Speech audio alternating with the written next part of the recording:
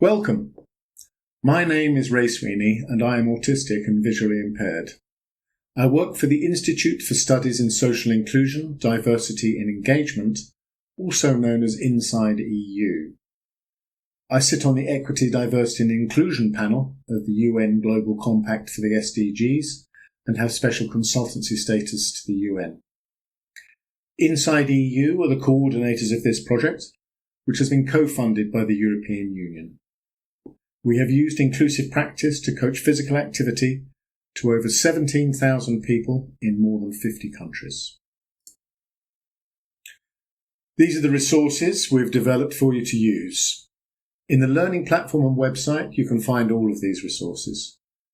The needs analysis, assessment tool and goal bank, lesson plans, they'll be covered later. Here is a list of suggested equipment and resources for this inclusion course. You can pause the video or take a screenshot if you wish. It might be noisy today and the lights may be bright, so just so you know, in that quiet area over there are some headphones which can dull some of the noise, some tinted glasses to reduce glare and some stress balls for you to use. If you feel a bit overwhelmed or uncomfortable with all these people and noise, you're also very welcome to sit out, take a break and relax. But first of all, a little bit of housekeeping. In this training course, we will not focus on a particular target group. Instead, we will take an inclusive view of inclusion. Inclusion is often framed as accessibility. For example, a special activity session for wheelchair users. This gives them access but places them outside the rest of society. It is segregation rather than inclusion. Inclusion, on the other hand, is about ensuring that everyone together can participate, achieve, and enjoy the feelings of achievement. All our staff are disabled or disadvantaged in some way because we believe that people like us should fully participate in the process of an inclusive conception, design, delivery and evaluation of all of our activities. In this course, everything has a deeper meaning, so I would like you to use your imagination to think about what we're doing from the point of view of a participant, learner, teacher and trainer as we explore ideas regarding inclusive practice. For example, there is a clear agenda and timetable for the day and a large clock on the wall so we can all see how long is left and not feel anxious. There will be rest and hydration breaks in the morning and afternoon and a long relaxing lunch break. You have already been sent the timetable for today, so I hope you have seen it and know what we will do, but here is a recap. We will try to keep the timetable as much as possible, but of course sometimes there are slight delays, but we still hope to finish on time or even earlier. There's no fire drill planned for today, so if there is an alarm, it is an emergency. Please walk to the exits over there, which are clearly marked, and do not run. The assembly point will be outside in the central car park. This afternoon there will not be a coffee break, so please help yourself to water. If you need a comfort break, please just go. There is water available for everyone just here, so please help yourself. Does anyone have an injury or illness today? If so, please take it easy or just watch the physical activity sessions. So, we should make some house rules for today. What rules do you think we should have? And what rules would you like? Here's some tips. As people call out their house rules, they may be written on flip chart paper and taped to the wall for everyone to see. Encourage good rules, and if necessary, you can draw people's attention to the group's rules, which they themselves had created. There are 4 learning outcomes for this course. To better understand how to deliver activities inclusively, be more aware of the difference between inclusion and accessibility, gain better awareness that everyone is different with different skills and abilities, but all can participate together, and better understand how to use simple tools to engage people with different backgrounds simultaneously. Now we're going to carry out a speed date. Please come over to this open space. I am going to hold up a green cone for you to start moving around the room. When I hold up a red cone, I want you to stop. When I hold up a yellow cone, you will find someone you do not know and ask each of these 4 questions. How was your journey here? Where are you from? What is your name? And what is your favourite food? Here's some tips for the activity. Give them a few minutes to walk and talk, and then repeat the activity several times, giving more time to chat in each round.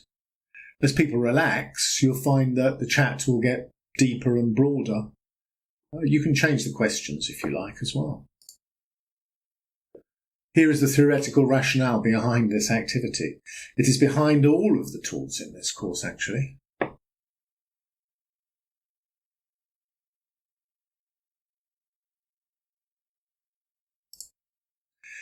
Here are the learning outcomes we expect from this activity. They also apply to all of the tools in this course.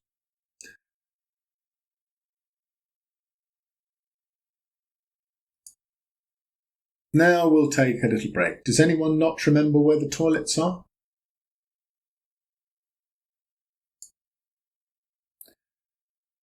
Now let's play the stretch panic curve. I have laid out a long curve of cones, red, then yellow, then green. Please stand on the outside of the curve. I'm going to ask you some questions, and if you feel comfortable, you walk around the curve to the green cones. And the more relaxed and confident you are, the further along the green cones you will go. If you feel uncomfortable or not confident, you go around the curve to the red cones.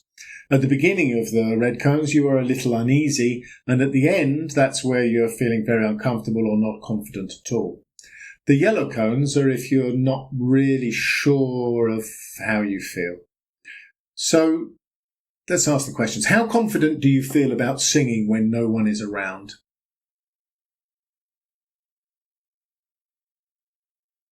How confident do you feel about singing karaoke in a pub? How confident do you feel about singing in front of an audience on stage? How confident are you leading a range of different physical activities?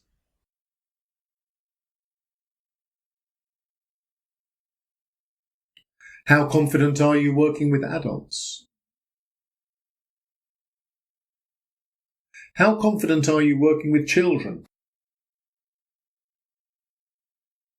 How confident are you working with people with autism?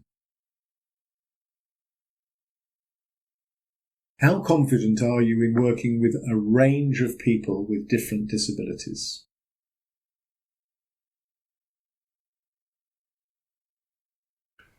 How would you feel about leading an activity with blind people, deaf people, people with learning difficulties, autism, missing limb, and wheelchair users at the same time with non-disabled people? How confident are you that you know what step modifications are? How confident are you that you know what the inclusion spectrum is? So this activity shows us that, just like in teaching, everyone is different, everyone has different skills and strengths. We recognise and celebrate those strengths, and those with strengths in some fields might need support in other areas. So today we will all try to support each other because we're all here doing the same activity. I also learnt a lot about you. Firstly, by seeing how you move. I have assessed you physically. I've also evaluated your skills in different fields. How confident do you feel about singing in front of an audience on stage? How confident are you leading a range of different physical activities? The inclusion spectrum is a way of looking at inclusion in physical education and sport. We also use it in other settings such as travel, work, at home, in families, in urban planning and nature, and how to encourage physical activity in those settings.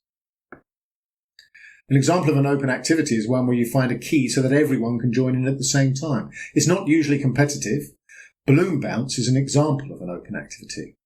This activity encourages each person to bounce a balloon up in the air without it landing. Can you think of an example of an open activity in which people with and without different disabilities can participate? An open activity is any activity taken to its basic components, and it may be used as an opening activity to assess learners, just like the stretch panic curve. Modified activities are where we adapt and change the activity to include people. Can you think of some examples of what that might mean and how you would modify an activity to make it inclusive? How might you modify swimming so everyone can play together? How about football to include blind people? Parallel is where you have simultaneous areas with open, modified and traditional or unmodified sport. Each parallel activity could become more competitive. A separate activity might be competition training. It might be boccia, which is bowling for disabled people, or wheelchair fencing, or goalball, which is football for blind people, but modified.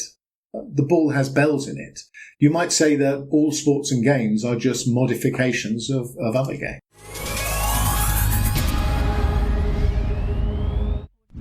Goalball was devised in 1946 as a rehabilitation activity for visually impaired World War II veterans. It was introduced to the world at the 1976 Paralympic Games in Toronto and is played by both men's and women's teams. Goalball is exclusively for athletes with a visual impairment. To be eligible, athletes have less than 10% vision remaining or a visual field restricted to 20 degrees. Participants wear blackout masks whilst on court that cannot be touched unless permitted by the referee. The court is 18 metres by 9 metres. Each team's goal stretches the entire width and is 1.3 metres high. The hard rubber ball has a diameter of 25 centimetres. Two bells inside the ball help orientate the players of the direction of the oncoming ball. String placed under court lines also give the players orientation. Whilst play is in progress, complete silence is required in the venue to allow the players to react to the ball. The object of the game is to roll the ball into the opposite goal, whilst opposing players try to block the ball with their bodies. There are 3 players per team on court at any time, with a maximum of 3 substitutes. Each match consists of 2 12-minute halves separated by a 3-minute break. Teams have 10 seconds from first defensive contact to get the ball across the centre court line. The game is won by scoring the most goals in the allotted time, or if one team leads the other, by 10 goals. A tournament begins with a round-robin phase. The top 4 teams from each group will progress through to the quarter-final and semi-final elimination matches as they strive to reach the final. Goalball is unique. The hush of the crowd and the high degree of skill, tactics and split-second player reactions create a spectacular sport.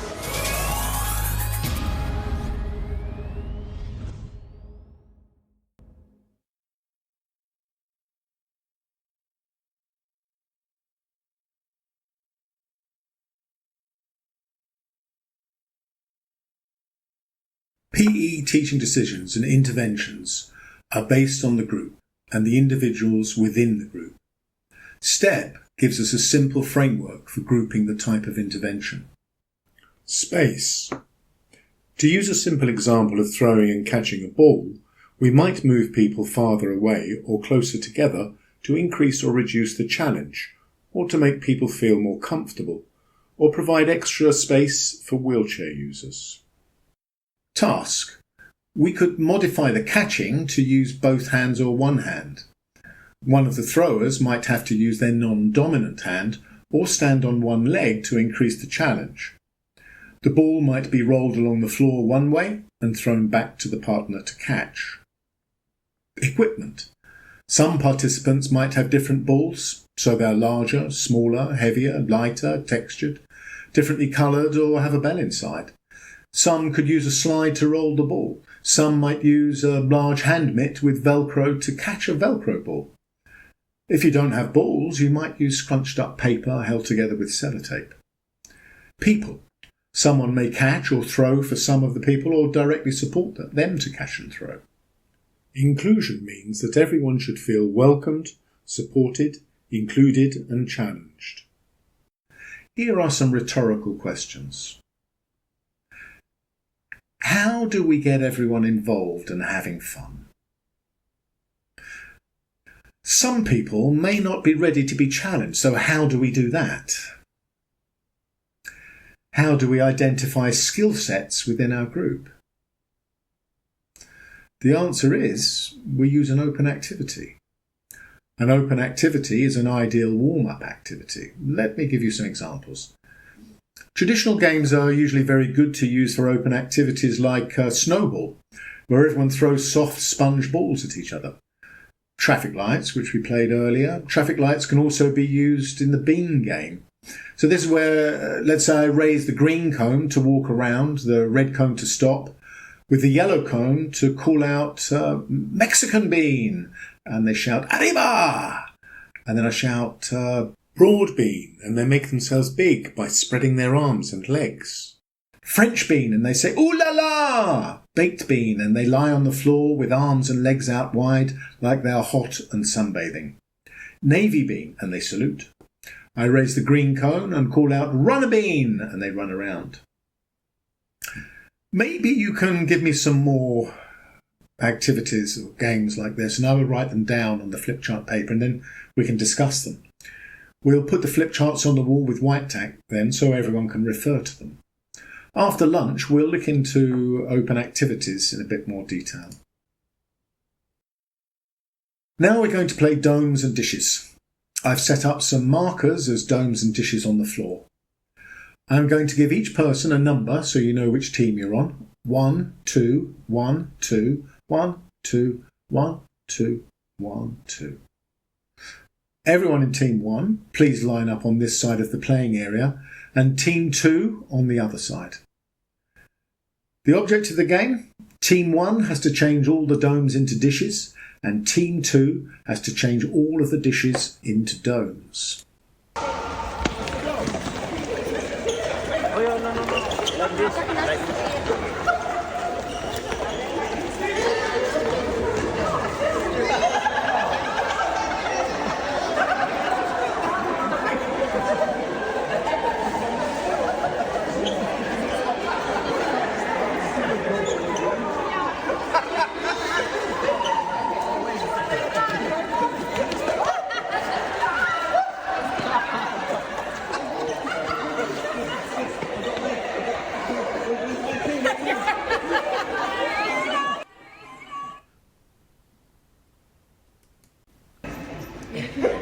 So the question is it an open activity?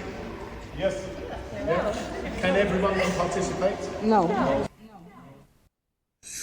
So, was the game inclusive? And no was the answer. Using STEP, how can we modify this game for different users? Do you have some suggestions for wheelchair users? How about modifying the game for people with autism? What about people with learning disability? How about people with hearing impairment? How about blind people? What would you need to change and adapt for that? And lastly, what about highly skilled people? We will come back to open activities after lunch. I am going to give each person a number so you know which team you're in. 1, 2, 3, 4, 1, 2, 3, 4, 1, 2, 3, 4, 1, 2, 3. Please change your tables now.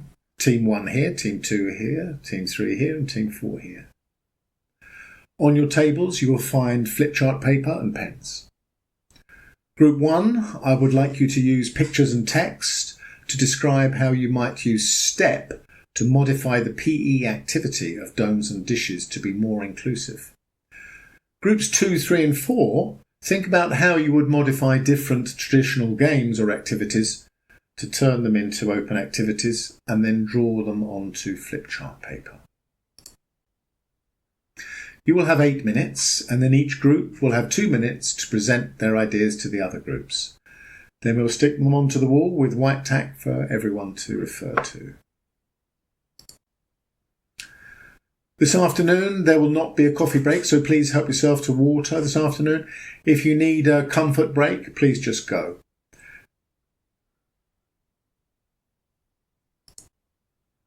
Make sure you eat something and hydrate before we start the next session of activity, and please come back promptly at 2:30.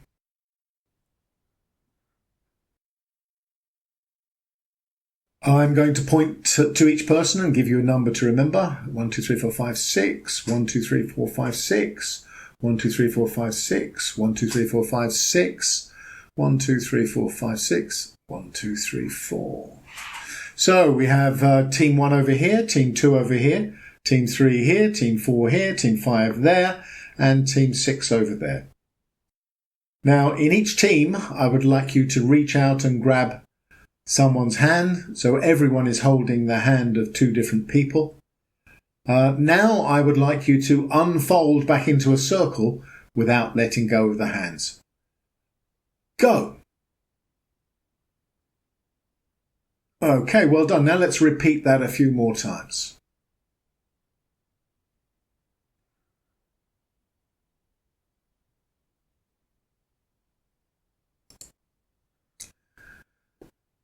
So this is a quick reminder of what we covered this morning.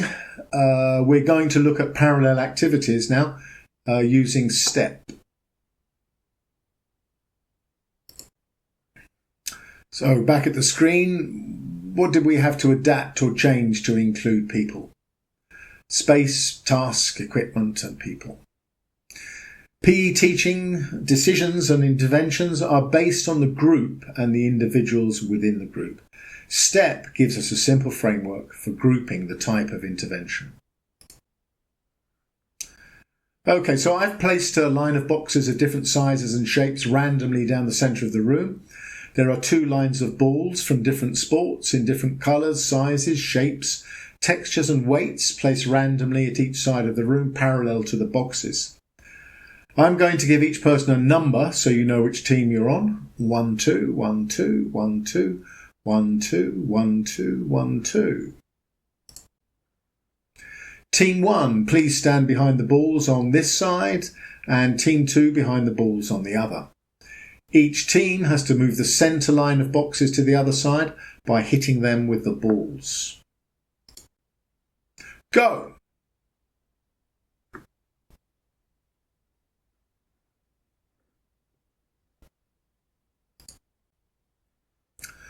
So, how could we use STEP to modify this activity to ensure inclusion, but also give a challenge to the most able participants?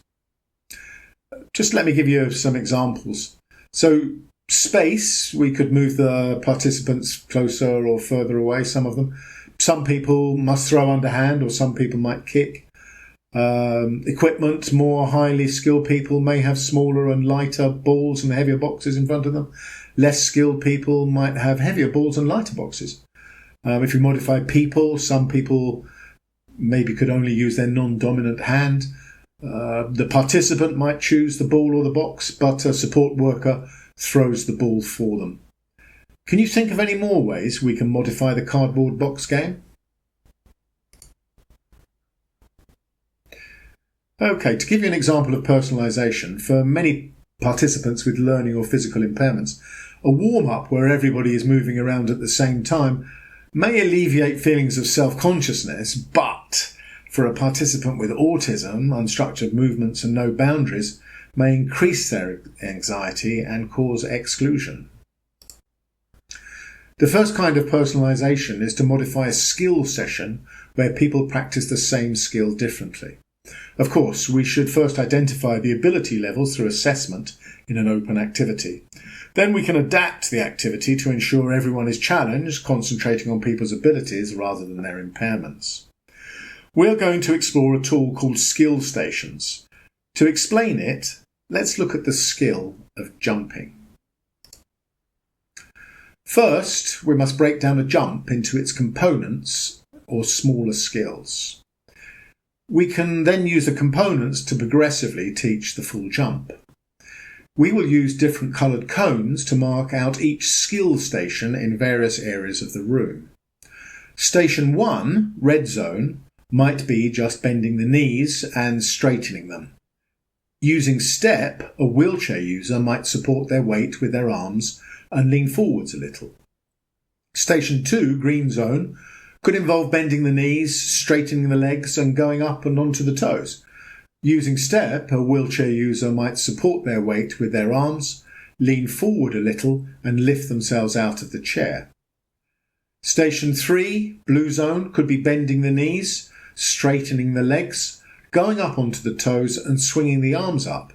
Using step, a wheelchair user might support their weight with their arms, lean forward a little, lift themselves out of the chair and lift one arm off the chair.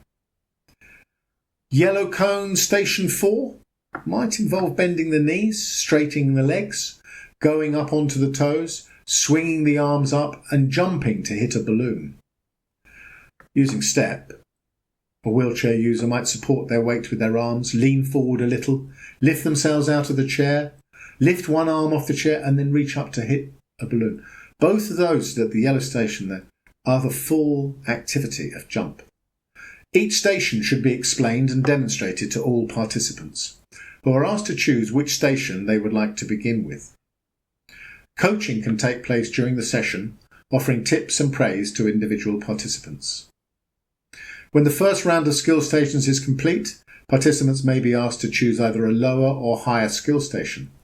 They may also be encouraged to move station to an earlier stage of jumping or to provide a greater challenge. Skill stations enable us to personalise an activity to make it achievable, but challenging still for everyone, and at the same time provide the opportunity to improve their skills.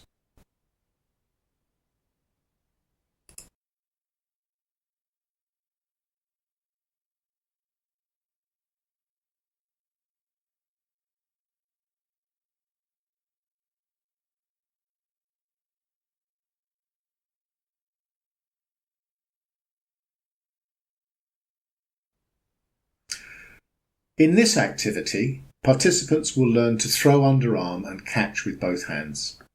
This speed date consists of 2 lines of people facing each other. Every person in line 1 has greater skills than the people in line 2. Utilising step modifications and personalisation, line 2 will be given a ball of a different shape, size, colour, texture or weight, with bells from different sports, or a beanbag or balloon to meet their individual needs. Each of you will throw the object to the person opposite them, and they try to catch it. During the activity, I will give comments, tips, and praise participants. You will also throw it back to the original participant for them to catch. Go!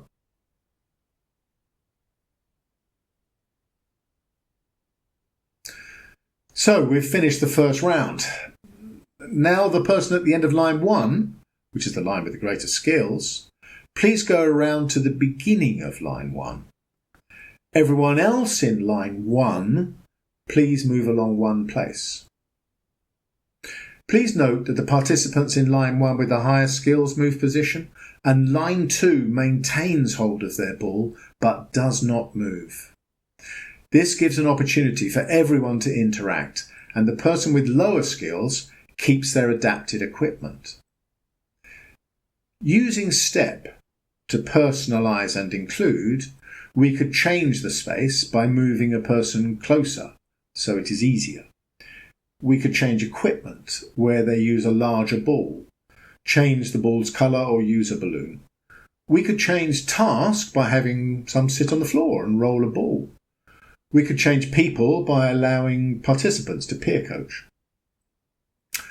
How do you think this activity could be further modified using step so that people can be included?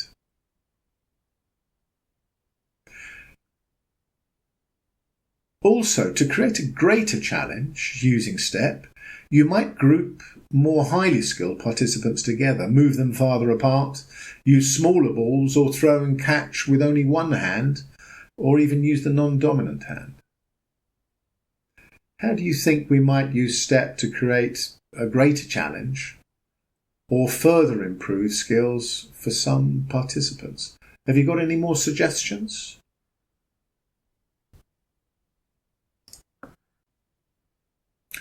The second type of personalisation is to modify a game to include people with different skills. A modified game will involve people of different abilities accessing the same game in a different way. For example, different starting points in athletics or balancing the pace to include less able players. With everyone in new team numbers 1 to 4, each team will make a presentation on flip chart paper on using STEP to modify a game. You have 15 minutes to develop the activity, and then each team will deliver a 2-minute presentation to the group. Team 1. How could you modify football for a diverse group of people? Team 2, the same for volleyball. Team 3 for running, and Team 4 for dodgeball. Each team may decide the profile of the participants. So, do you remember parallel activities and how we must group people by their abilities? Let's see if you can modify the game of bowling. Do you remember how games can be modified to create parallel activities? Bear in mind that what we're going to do next could be delivered to different groups of participants simultaneously in parallel activities. I'm going to divide you into 4 teams of 9 in each group, and you will select 2 of you in each team to deliver the activity which you create to the other teams. You will have 15 minutes to create your activities. Team 1 will create an open version of the game of bowling to include and assess beginners or participants with lower ability levels. Team 2, slightly modified to make the game inclusive for people with moderate disabilities. Team 3, more modified to include wheelchair users. Team 4, a traditional version of the game to challenge high ability levels. Each team will have 5 minutes to present their ideas and deliver them to the other participants.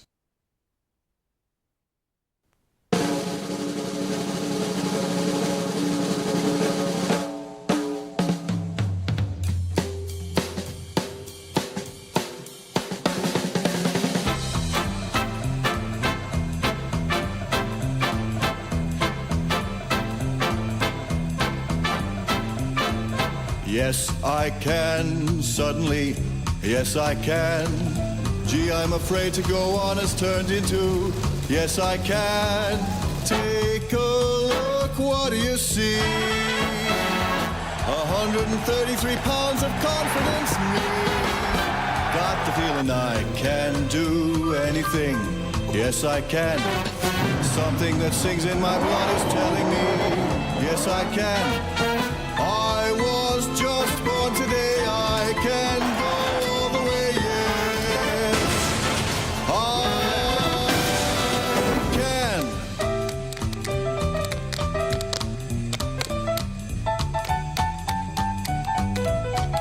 I can.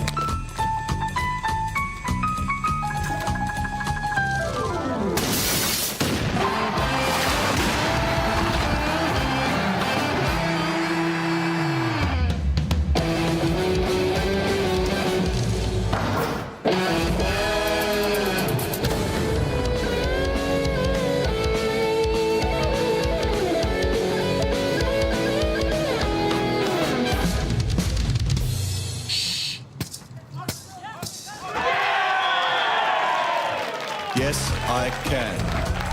Yes, I can. Yes, I can.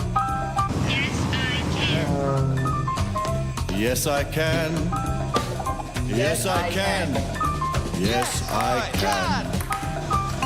Yes, I can. Yes, I can. Hey, yes I can. No, you can't. Yes, I can! Are you ready? I can climb Everest. Yes, I can. I can fight here all night and never rest. Yes, I can. I was just born today. I can go all the way. Yes, I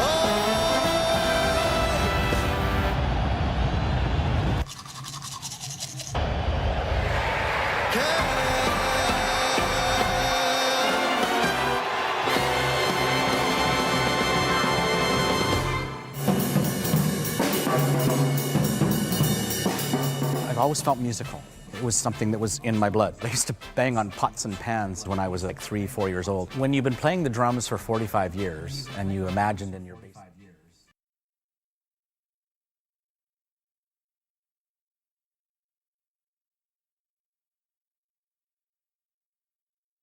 So, looking back at our learning outcomes, to better understand how to deliver activities inclusively, be more aware of the difference between inclusion and accessibility, gain better awareness that everyone is different with different skills and abilities, but all can participate together.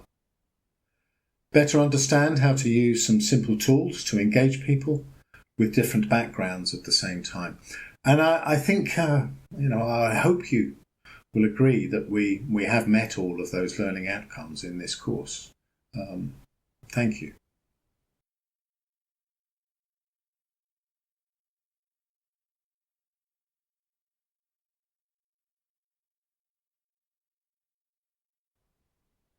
So here's a brief reminder of the toolkit, which is available to everybody and anybody. It's free and open access. And I'd like to say thank you for attending. And I hope to see you one day fairly soon. Take care. Safe journey.